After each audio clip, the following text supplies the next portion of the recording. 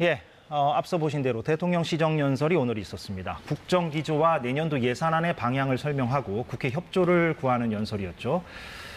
이번 연설에 대한 평가는 여야 간에 엇갈리고 있습니다. 대통령 시정연설과 당내 현안들 그리고 총선 전략까지 짚어보기 위해서 오늘 더불어민주당 홍익표 원내대표를 만나보려고 합니다. 국민의힘 윤재욱 원내대표에게도 저희가 인터뷰 요청을 해놓은 상태라서 예, 그 일정도 조율을 해보도록 하겠습니다. 자, 홍익표 원내대표 제 옆에 나왔습니다. 어서 오십시오. 네, 반갑습니다. 예, 오늘 대통령 시정연설이 있었는데 며칠 전에 그 여야 원내대표 간의 이른바 신사협정이요. 예. 그게 있어서 이제 본회의장이나 상임위장에서 이제 피켓 안 들고 네, 고성과 야유 막말 이런 거 안 한다. 예, 그렇습니다. 그래서 오늘 그런 건 없었더라고요. 예, 그렇습니다. 예. 근데 이제 그 들어가는 그 입구 쪽에는 이렇게 피켓 시위를 네. 하셨고. 그럼 뭐 처음부터 서로 양해된 사항이었습니다. 왜냐하면 그렇습니까? 예, 그 처음에 이 신사협정 관련된 논의를 할 때 회의장 내에서의 질서였고요.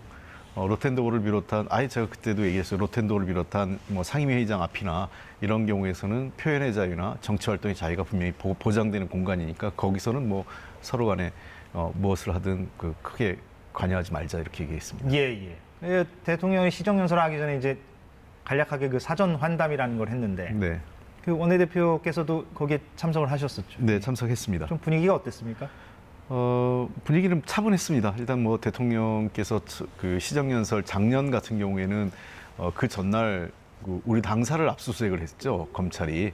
그랬나요? 예. 그 바람에 이제 사실 우리가 불참하고 보이콧하게 됐는데 올해는 이제 그런 일은 없었고 또 신사협정도 맺고 해서 먼저 모두 공개적으로는 의장과 그 대통령 두 분은 공개 발언을 했고요. 나머지 당대표들은 돌아가면서 비공개로 발언을 했습니다. 전체적으로 기조는 야당 대표들, 그러니까 우리 당 대표와 정의당 대표는 민생에 좀 주력해달라.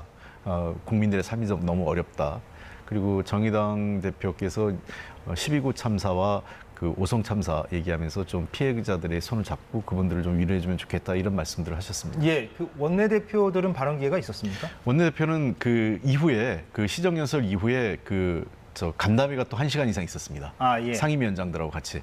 대통령은 대통령은 참석하고요. 참석하고요. 예, 사후에. 예, 그렇습니다. 그 시정연설 이후에 11시 한 10시 한 50분부터 12시 한 10분 정도까지 1시간 20분 가까이 모든 상임위원장 전원하고 그다음에 국회의장, 대통령, 그다음에 여야 원내대표 이렇게 해서 거기서 했고 제가 공개적으로 모두 발언을 했습니다. 예. 원내대표들은. 그 사후의 만남에서는 대표는 안 갔고요. 이재명 대표는 그렇습니다. 안 갔고. 당 대표들은 다 빠졌고 그때는 이제 상임위원장 중심으로의 간담회였습니다. 예.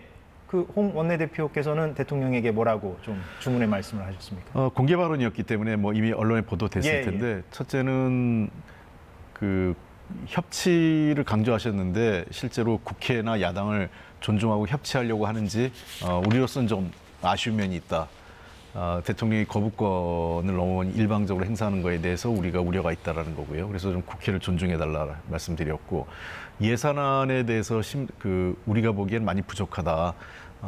서민들이 소위 물가나 금리 또 유가 등으로 굉장히 어려움을 겪고 있는데 그런 민생을 제대로 담지 못하고 있고 또 R&D 예산 삭감이나 청년 일자리 관련 예산 등이 다 대폭 삭감되면서 또 기후위기나 인구구조 변화 예산도 뚜렷하게 대책이 없어서 미래를 준비하지 못하는 예산이다. 그래서 그런 예산안에 대해서 국회에서 심사할 때 국회 심사 권한, 여야가 협의할 수 있는 권한을 대통령실이 존중하고 인정해달라 이런 말씀들을 드렸습니다. 예, 대통령이 어떻게 반응을 어떻게 하던가요? 제 말씀에 직접 한 건 아니고요. 저도 또 12구 참사 포함한 오송 참사 유가족분들하고 같이 좀 대화를 했으면 좋겠다, 위로하면 좋겠다 얘기를 했는데 상임위원장들의 말씀을 다 듣고 나서 대통령께서 오늘 말씀을 하여간 잘 유념해서 국정 운영에 반영할 수 있도록 노력해 보겠다라고 원론적인 답변을 하셨습니다. 그 사전 환담에서 이제 이재명 대표가 그 대대적인 전환을 정책과 예산에서 대대적인 전환을 해달라 이런 주문의 말을 했고 거기에 대해서 이제 대통령이 어떻게 반응을 했냐라는 기자들의 질문에는 이재명 대표가 별 답을 안 하고 그냥 웃기만 했는데 같이 계셨으니까 대통령 반응이 그때 뭐 특정한 발언이 있었습니까? 아니면 뭐 특정한 발언이 있지는 않았습니다. 대통령께서 하여간 원론적인 우리 이재명 대표 외에도 이정미 대표 또 김기현 대표 다 얘기를 했고 또 오부 그 헌법기관 내 기관장들이 다 한 말씀씩 하셨거든요. 전체의 의견을 듣고 잘 알겠습니다 정도로 마무리했습니다. 사실 이번에 오늘 대통령이 이제 국회를 방문한다고 했을 때 언론에서는 이제 이재명 대표와의 만남 부분에 아무래도 좀 주목을 했던 측면이 큰데, 근데 워낙에 이제 많은 사람들과 만났기 때문에 뭐 짧게 깊숙이 대화가 오간 건 아닌 것 같고, 뭐 악수는 한 모습은 제가 봤습니다만, 글쎄요. 그래서 좀 뭐랄까요, 그 3자 회담도 지금 특별히 대통령실에서는 이렇다 하겠다 안 하겠다 반응은 없는 거 아닙니까 아직까지는? 그렇습니다. 그런 측면이 대단히 아쉽죠 저희로서는.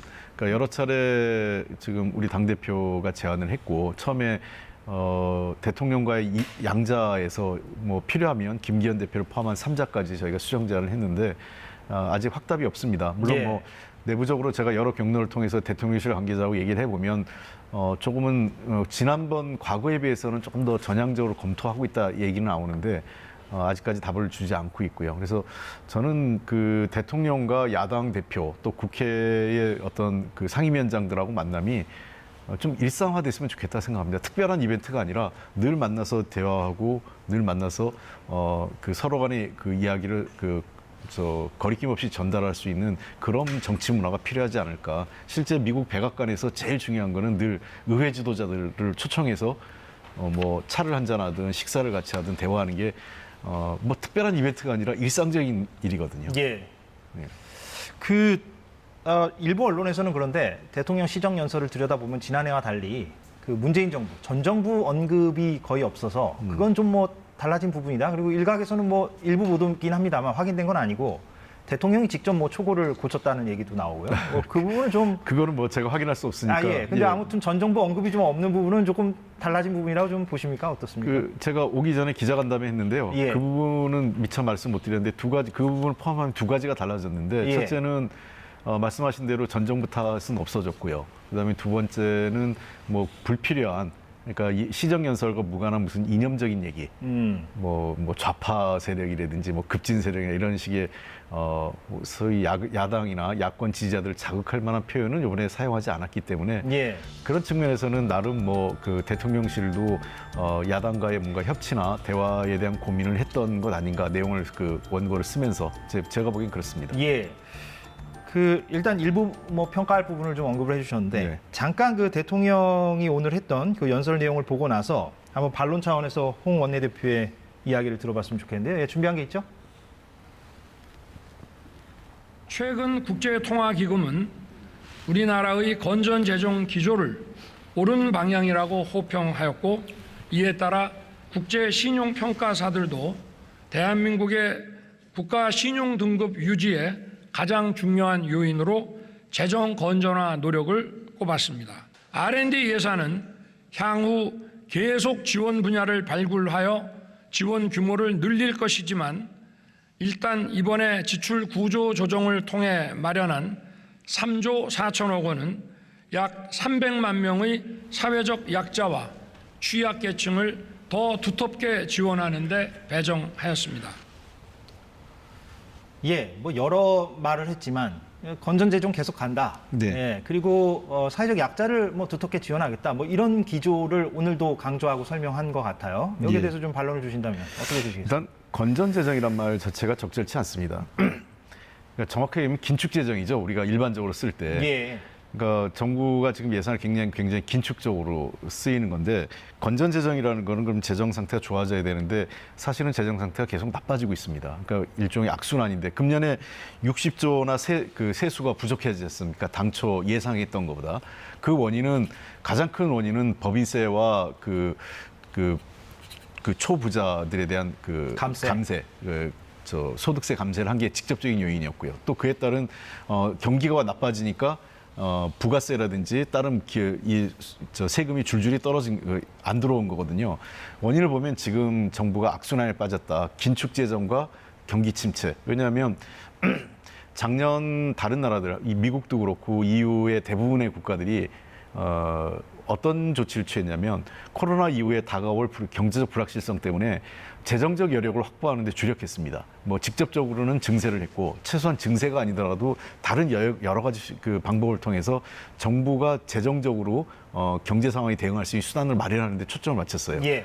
근데 우리나라 정부가 반대로 갔었던 겁니다. 우리 굉장히 야당이 우려를 했는데 윤석열 정부는 거꾸로 간 거죠. 그래서 그냥 세금을 더 늘리는지 않아도 좋은데 그대로 감세를 하면서 실제로 자기들의 재정적 수단이 없는 거죠. 그러니까 지금은 감세에 따른 경기 침체, 그러니까 낙수 효과는 전혀 기대할 수 없다라는 게 이미 수년 전에 확인이 됐음에도 불구하고 감세를 하면 낙수 효과가 있을 거라고 생각했지만 전혀 아니었고요. 그러니까 경기는 나빠지고 세수는 줄어들고, 그러니까 정부가 쓸 돈은 없고, 그러니까 건전 재정을 하기 위해서는 어떻게 해야 되겠습니까? 지출을 줄일 수밖에 없는 거죠.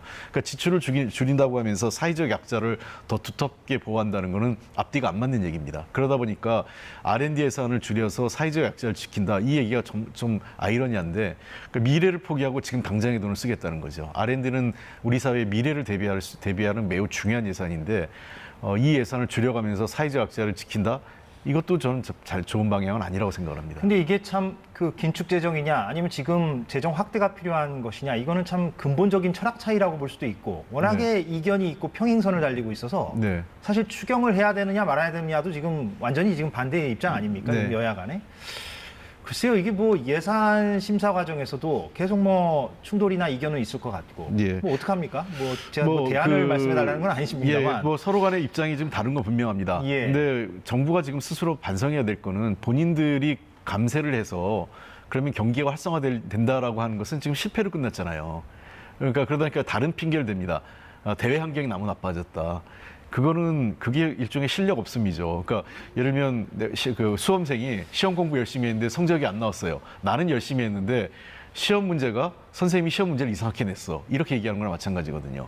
그러니까 결국은 그 결론적으로 얘기하면 어쨌든 정부의 경제 정책은 실패했고, 그로 인해서 세수도 더 줄어들게 됐고 경기 침체가 되고, 원래 정부가 금년도 경제를 상저하고, 그러니까 하반기에 높아진다고 했지만 상저하저로 나왔지 않습니까? 하반기에도 계속 낮고, 지금 더 우려가 되는 건 내년 상반기도 나쁠 거로 우려가 되고 있어요.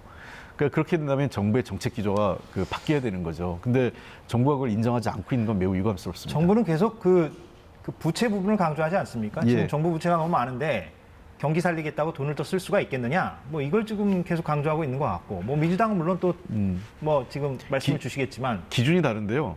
자꾸 이제 정부 부채가 늘어났다는 얘기를 예. 강조합니다. 근데 우리나라 정부 부채가 이 문재인 정부 때 늘어난 건 맞지만, 문재인 정부가 특별하게 방만하게 예산을 쓴 게 아니라 코로나라는 특수한 상황을 봐야 되는 거죠. 코로나 시기에 우리나라가 재정 적자가 가장 적게 늘어난 나라입니다. 다른 나라는 우리보다 더 많이 늘어났죠. 그리고 두 번째, 정부가 재정 적자 규모가 늘었다고 하는데 그거는 어느 나라나 준 나라는 없습니다. 재정 적자 규모가요. 재정 적자가 늘어나는데 소위 재정 건전성이라고 할 때에는 GDP 대비하지 않습니까? GDP 대비할 때 아래 분모가 커지면 위에 분자가 늘어나는 것보다 아래 분모, 그러니까 경제 성장률이 늘어나면 재정 건전성은 개선되는 거거든요. 그러니까 지금 정부가 해야 될 것은 과감하게 좀 재정 투입을 통해서라도 밑에, 그러니까 경제 성장률을 좀 늘리는, 잠재 성장률과 경제 성장률을 늘리는 데 정부가 적극적인 역할을 해야 되는데, 정부의 경제 성장률은 금년에 지금 1.2%대로 지금 전망되고 있어요. 1.4% 안 나올 것 같습니다. 1.2%나 3%까지 비관적이고, 잠재 성장률은 금년에 처음으로 1%대로 떨어지고 내년에 1.7%까지 보고 있어요. 그렇다면 특단의 대책이 필요한 거죠. 이렇게 가면 일본식 장기 침체 불안 경기 이런 쪽으로 빠질 수 있기 때문에 예. 저는 매우 경제 정책의 구조적 전환이 필요하다 생각합니다. 근데 제가 좀 뭐 대안이 없이 계속 어떡합니까라고 묻는지 모르겠으나, 지금 이렇게 재정 정책이나 경제 정책을 둘러싸고도 이렇게 평행선이고, 또 오늘 윤석열 대통령과 이재명 대표 간의 어떤 유의미한 대화가 깊숙하게 오갔다고 보기도 힘들고, 또 다음 주에 지금 쟁점 법안인 노란봉투법이라든가 예. 방송 3법 개정안, 그거 지금 민주당 그대로 처리하겠다는 입장 아니겠습니까? 그렇습니다. 근데 그것이 또 대통령이 거부권을 행사할 것이다라는 관측도 많고요. 네. 그럼 향후 뭐 총선 때까지는 계속 뭐 이렇게 대치 국면, 경색 국면으로 가는 게 아니냐, 이렇게 볼 수밖에 없는 건가요? 저희들도 그런 악순환의 고리를 끊고 싶습니다. 예. 그러니까 예를 들면 민주당의 단독 처리, 대통령의 거부권. 그래서 여러 차례 저희가 시간을 갖고 이 방송법하고 노란봉투법이 벌써 본회의에 부의된 게 그 6개월이 다 돼갑니다. 5개월이 넘었습니다. 근데 문제는 정부가 단 한 번도 그 수정안을 가져오지 않는 거죠. 협의안을. 그러니까 의뢰 그냥 기다렸다는 듯이 거부권을 행사하려고 하는 것 자체가 저는 매우 유감스럽습니다. 그러니까 제가 여러 차례 관련 법 얘기할 때 정부가 언제든지 수정안을 가져오면 협의하겠다. 그리고 예를 들면 이태원 참사 특별법도 저희가 일방 처리하겠다는 게 아니라 관련된 수정안을 좀 가져와라 했는데 그런 움직임이 전혀 없어요. 또 그 배경에는 뭐 여권 관계자 얘기 들어보면 대통령실에서 전혀 그런 그 협의하라는 사인을 보내지 않는다는 거예요. 그러니까 저는 대통령의 국정 기조가 전환돼야 된다. 즉 야당의 주장이 기울이고 여야가 어느 정도 국회에서 자율성을 갖고 협의할 수 있도록 만들어주는 분위기를 만들어주는 게 저는 필요하다고 봅니다. 예, 알겠습니다. 예, 좀 우려가 되는 부분이네요. 예. 그 다른 얘기인데 이거는 김포시 얘기입니다. 예, 네. 현안을 좀 넘어가죠. 예, 지금 뭐 국회 상황에서 여야 간의 이견은 제가 충분히 확인한 것 같고 지금 그 국민의힘은 경기도 김포시를 서울시로 편입하겠다. 예. 예, 그런 거를 이제 당론으로 하겠다는 거고 여차하면 또 다른 그 지자체도 예. 만약에 그런 여론이 조성이 되면 주민들 사이에서 더 확대하겠다라는 의사까지도 지금 내비치고 있습니다. 그래서 이 여당 의원들 주장을 잠깐 듣고 제가 반론 기회를 좀 드리겠습니다. 서울 주변 도시의 경우에 주민들의 의사를 존중해서 생활권과 행정 구역이 일치되도록 하는 것이 우리 국민들 위한 길이다. 내부 검토 중인데 뭐 우리나라를 위해서 꼭 필요할 것 같다. 뭐 이런 이야기들이 있어서 그게 이제 서울 메가시티 아니죠? 그렇죠. 이런 것 저는 보통 메가시티라고 그러는데 그렇죠. 저는 민주당 입장에서도 반대하기 어렵다고 봅니다. 왜냐하면 민주당의 오래된 당론이 메가시티 활성화입니다. 하태경 의원은 민주당이 반대하기 힘들 거다라고까지 얘기하는데 뭐 민주당 입장은 좀 정리되는 게 있습니까? 너무 뜬금없이 나와서 제가 보기에는 그 김기현 대표가 자세한 얘기를 하지 않았어요. 그냥 던진 거죠, 일종의. 대단히 저런 식의 정치는 바람직하지 않습니다. 굉장히 포퓰리즘적인 건데요. 그러니까 일정하게 김포 주민들이 서울시 편입에 대한 요구가 있어요. 그래서 김포시뿐만 아니라 주변이 다 그렇습니다. 광명, 과천, 뭐 일산 뭐 등등 해서요. 아마 주변에 그 경기도를 전체로 서울 하자면 좋아할 거고 전국을 서울시 하자고도 좋아할 겁니다. 그래서 제가 우스갯소리로 이뇨한 위원장이 우리 김 대표님한테 김기현 대표한테 서울 수도권 출마하니까 울산까지 서울에 편입시키려는 거 아니야? 제가 우스갯소리를 했는데 저는 뭐 기본적으로 이 메가시티 안에 대해서는 우리 당이 일관되게 주장한 게 맞습니다. 그래서 부울경 메가시티 안도 있고요. 그다음에 호남권도 그런 게 있고 충청권도 그렇고 그러려면 이렇게 그 김포 하나의 안을 갖고 던지는 방식으로 하는 게 아니라 우리나라 국토 전체를 놓고 어떻게 할 건가의 안을 가져주는 게 책임 있는 여당 대표 그리고 책임 있는 여당이 해야 될 그 자세가 아닐까 싶어요. 김포라는 한 지역을 갖고 이걸 하자 말자 이렇게 하면 얼마나 쪼잔해 보입니까? 그 미래에 대한 전략 없이. 그렇게 되면 지역 이기주의가 자극되죠. 곳곳에서. 저렇게 되면 하냐 안 하냐 문제 갖고 지역 간에도 이해관계 때문에 또 지역 주민이 갈라집니다. 김포 안에도 찬성하는 주민, 반대하는 주민들이 계실 거예요. 또 경기도와 서울이 갈등하고 가뜩이나 사회적 통합이 중요한데 그 여당 대표가 사회적 갈등을 부추기는 안을 그 전혀 충분한 검토 없이 왜냐하면 어떠한 그 구체적인 안을 어떻게 하겠다는 거 없이 그냥 던진 거거든요. 그래서 저는 저렇게 하는 것 방식보다는 우리나라의 지역 균형 발전이라는 해묵은 숙제. 그다음에 도리어 수도권 중심인데 수도권을 더 밀집화시키는 거 아니겠어요? 서울을 확대하니까. 그렇죠. 예. 그래서 저는 수도권은 좀 더 친환경적인 미래 도시를 어떻게 갈 건지 그리고 부울경 지역은 어떻게 그 산업 전략이나 미래 도시를 어떻게 할 건지 또는 호남 지역은 어떻게 발전할 건지 해서 전국을 놓고 균형 발전 하나는 균형 발전 그리고 두 번째는 미래 산업이나 미래의 어떤 사회 경제적 그 변화를 대비해서 전 국토 전략을 놓고 예. 행정 개편안을 만들어 오는 게 책임 있는 여당이고 그래도 여당 대표다운 제안 아니겠어요? 저렇게 여기저기 가서 던지면 예를 들면 저도 뭐 우리가 또 부산 가가지고는 당대표 김기현 대표가 뭐 양산을 부산에 편입시키겠습니다.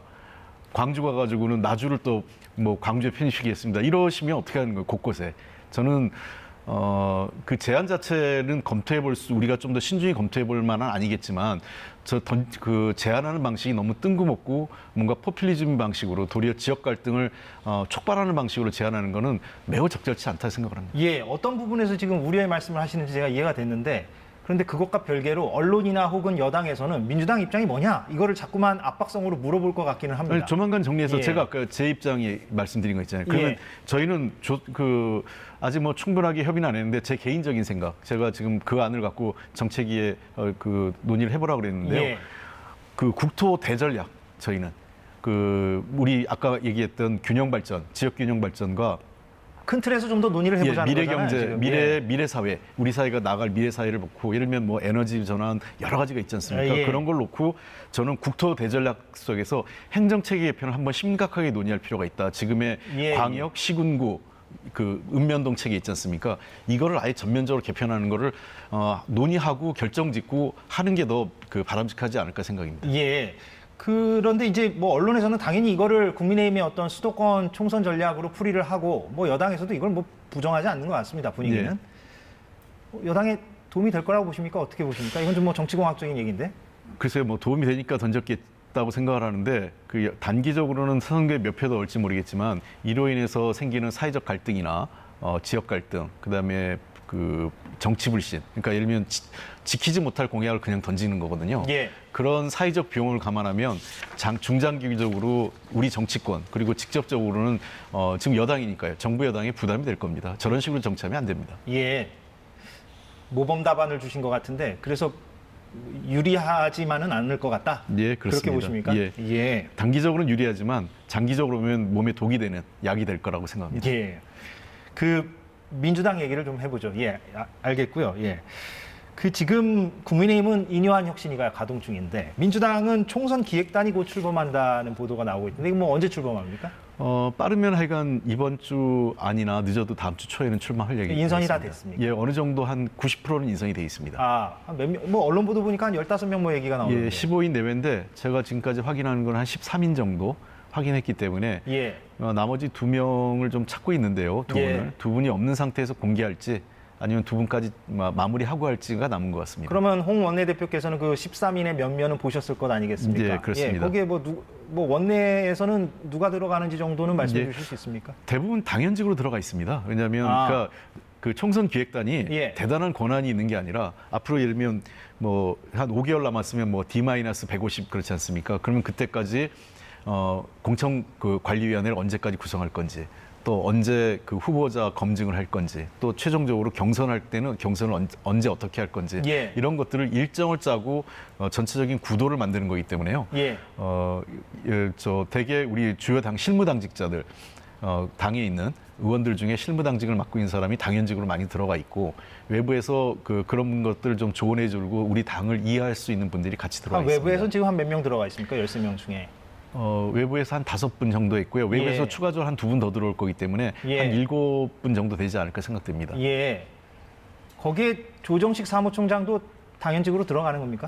지금까지 거의 예외 없이 사무총장이 선거기획단장을 당연직으로 겸임했습니다. 근데 왜냐하면 이제 일각에서는 아시다시피 이제 보도를 보면 비명계, 이른바 비명계에서는 조정식 사무총장이 공천 과정에 이렇게 깊숙이 나서지 말고 사무총장 내려와야 된다 이렇게 주장하시는 분들도 있는데 여기에 대해서는 어떻게 좀 답변해 주시겠습니까? 예를 들면 지난번에 당직자들이 전원 사퇴했었을 때 그런 차원에서 물러나라 이렇게 하면 들을 만도 하지만 대부분 다 유임됐습니다. 정책위 의장 한 명 바뀌었다고 하는데 정책위 의장인 우리 김민석 의원님은 원내대표 출마를 하면서 자기가 진짜 다시 하라고 해도 안 하겠다 이런 분인 거고요. 그대로 위임한 상태입니다. 그런 차원에서 만약에 조정식 사무총장을 바꾸라 그러면 한번 들어볼 만하지만 조정식 사무총장이 무슨 대단하게 불공정하게 총선 관리를 하고 나중에 소위 정치적으로 다른 쪽에 있는 분들을 대거 숙청할 거다 인위적으로 그런 거는 저는 동의하기 어렵습니다. 왜냐하면 그분들이 더 잘하실 거예요. 조정식 사무총장만큼 공정하게 경청하는 분들 많지 않습니다. 예. 근데 이제 아까 김민석 전 정책위의장 사례를 드셨는데 또 송갑석 전 최고위원 사례를 보자면 송갑석 전 최고위원이 나가고 비명계죠, 이른바. 근데 이제 친명계 인사가 그 자리를 이제 채워서 뭐 그거를 또 언급하지 예. 않습니까? 이제 비명계 쪽에서는. 아 근데 저 김민석 위의장만 언급을 하셨길래 제가 이제 말씀을 드리는 박정현 건데. 지금 예. 그 지명직으로 됐는데요. 박정현 최고위원이 저도 잘 아는데 이분이 친명이라고 하기엔 좀 그렇습니다. 지금 언론에서 저도 친명이라고 그러는데 사실 저 언론에 보면 어디는 뭐 친낙, 어디는 뭐 친문, 뭐 어디는 김근태계 뭐 이렇게 다 써놔요. 친명까지. 그러니까 제 발언 하나를 놓고 그때그때 판단하는데 이분도 그렇습니다. 이분 환경운동하고 시민사회 활동 오래 한 분이고요.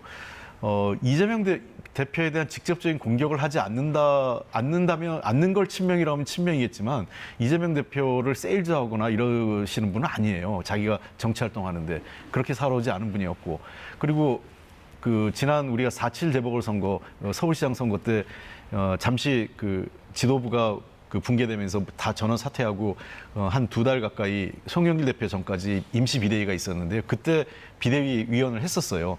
제가 그때 같이 한 2달 가까이 그 모시면서 제가 정책위원장이기 때문에 봤는데 예. 굉장히 중립적이고 어디 치우치지 않은 분이에요. 그래서 그리고 경쟁자인 박영순 대덕 그 지역구 국회의원도 좋다. 뭐 이건 그 선의 경쟁하겠다. 이분이 그 충청을 대표하고 여성 지금 총선을 준비 중이죠. 예. 아니 이분이 충청을 대표하고 여성 몫으로 충청을 대표해서 최고위원회 들어간 것 자체가 너무 좋다. 나는 선의 경쟁하겠다라고 그런 입장. 박영순 의원이 그렇게 입장을 밝혔어요. 예. 뭐 대인배처럼 말씀하셨죠. 불편하신 거 있을 텐데 저는 굉장히 박영순 의원님이 평소에 정치도 큰 틀에서 하시고 그래서 그런 입장을 내셨거든요. 그래서 자꾸 주변에 있는 분들이 이래라 저래라 하는 건 적절치 않다고 생각합니다. 예. 그 경선은 그러면 기존에 정해진 그 룰대로 그대로 갑니까? 50-50. 그러니까 예, 일반 그렇습니다. 여론조사 50과 예. 당원조사 50으로 그대로 예, 갑니까? 그거는 이미 예. 우리가 1년 전에 그 총선 룰은 예, 확정을 경선을 했죠. 확정했거든요. 예. 그걸 바꿀 수 없습니다. 그 지금 아시다시피 언론 보도를 보면 이른바 그 비명계 현역 의원들이 있는 지역구에 그 다수의 뭐 친명으로 또 분류가 되는 언론에서 자꾸 이렇게 뭐 분류는 합니다. 예, 그래서 제가 뭐 인용은 하겠습니다만 그 친명으로 분류되는 원외 인사들이 이제 출사표를 던지고 있습니다. 뭐 그럴 수 있죠. 예. 예, 그럴 수 있는데 근데 그 원외 친명계 인사들이 그 이재명 대표와의 어떤 가까움 내지는 친근성 이런 것들을 이제 강조하는 그런 분위기들이 있습니다. 예, 예. 그게 뭐 전략적으로 이해되는 측면도 있습니다만 그래서 일각에서 보도를 보니까 그 경선 때 여론조사를 할 때 그 후보자 경력에 이재명이라는 이름을 표기하는 거를 금지하는 방안을 민주당이 검토 중이다. 예, 이거는 맞습니까? 그럼 아직 뭐 제가 그건 공관위에서 나중에 공천관리위원회가 그 구성되면 거기서 결정할 거기 때문에 제가 뭐라고 하긴 뭐 하는데요. 예.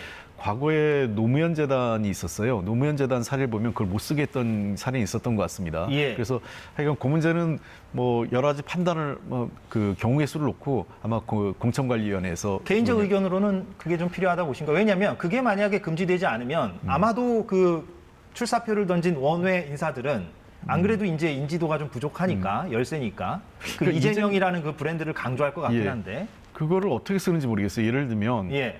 그 당의 당직은 당직으로 맞거든요. 예를 들면 뭐 이재명 당대표 특보 이런 거를 못 쓰게 돼 있죠. 예를 들면 뭐 당대표 특보 전 이렇게만 하지 특정 이름을 쓰진 않거든요.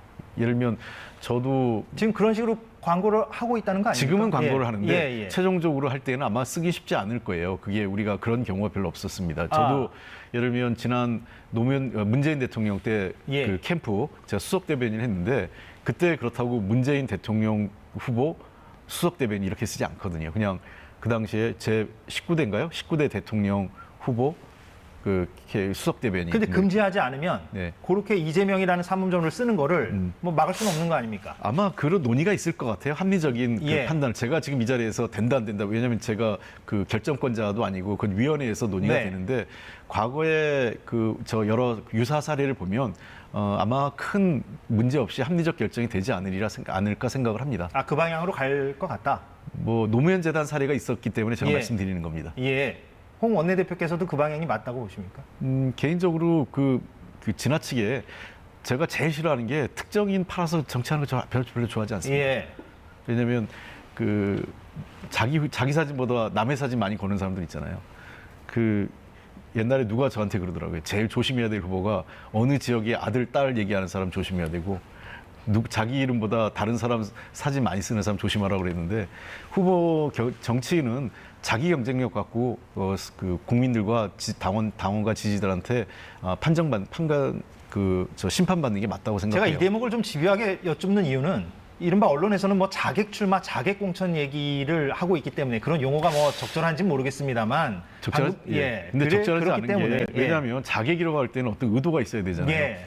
이재명 대표가 저 사람을 떨어뜨리기 위해서 당신이 가라고 하면 그 자객이 되지만 자발적으로 그렇게 하는 이거 전부 거니까. 다 자발적으로 갖고 예를 들면 원외위원장이 현역 의원이나 현역 위원장에 비하면 굉장히 불리합니다. 플래카드도 못 걸고 있고요. 예, 인지도도 떨어지고. 인지도도 떨어지고 그리고 현역 의원들 같은 경우는 후원금도 받고 사무실도 있고 그 보조하는 인력도 많이 있지 않습니까? 그런 거에 비해서 원외위원장은 없죠. 저는 현역 의원이라면, 현역 위원장이라면, 특히 현역 의원 겸 위원장이라면 공정한 경선만 있으면 해주면 큰 불만이 없지 않을까 생각됩니다. 다만 자꾸 의원님들이 걱정하는 거는 공정하지 않을까 봐 걱정하는데 제가 여러 차례 말씀드립니다. 우리 당의 시스템에 따라 공정하고 투명하게 정말 그건 제가 제 모든 걸 걸고 관리하겠습니다. 제가 관리할 수 있는 입장은 아니지만 그렇게 할 수 있도록 제가 노력을 하겠습니다. 서초을에 이제 출마를 준비 중이시잖아요. 예. 기존의 지역구에서 이제 나오셔서 어떻게 보면은 민주당으로서는 불리한 지역에 자진해서 가겠다고 밝히시고 거기서 이제 출마하실 생각이신데, 근데 그 홍 원내대표의 그런 선택에 대해서 뭐 높은 평가들이 나오고 있습니다, 당연히. 근데 이른바 그 86세대들 다른 그 현역 의원들이 뭐 유사한 선택들을 좀 해줘야 되는 거 아니냐, 우상호 의원처럼 불출마를 선언하든 아니면 뭔가 어려운 지역구로 좀 가든 그런 목소리들이 있는데 어떻게 보십니까? 뭐 아마 그 선거가 우리가 좀 분위기에 따라 구도나 어떤 이 선거 상황 이런 것들이 고려되는 12월 말 내년 한 1월 한 중하순쯤 되면 여러 가지 유무형의 압력이 있을 수 있을 것 같아요. 저는 근데 그렇다고 무조건 다 갈 수는 없죠. 왜냐하면 당선되는 게 더 중요하고 근데 몇몇 분이 상징적으로 또 같이 해주시면 또 새로운 흐름을 만들 수도 있어서 꼭 죽는 게 아니라 또 같이 사는 길이 될 수도 있기 때문에 그런 의사를 밝히고 있는 이른바 86세대 의원들이 또 있습니까? 우상호 의원 말고? 뭐 현재까지는 제가 확인을 못 하고 있고요. 예. 다만 그런 거는 누가 하라 말라 하는 게 아니라 본인이 스스로 결정하고 그렇게 가는 게 맞습니다. 정치는 자기가 결정하고 그 결정에 자기가 책임지는 게 정치이기 때문에 그렇습니다. 알겠습니다. 예. 벌써 시간이 다 됐네요. 예. 예. 저도 누가 저보고 가라 그랬으면 절대로 안 갔을 겁니다. 알겠습니다. 오늘 인터뷰는 여기서 마무리를 하도록 하겠습니다. 더불어민주당 홍익표 원내대표였습니다. 고맙습니다. 감사합니다. 네.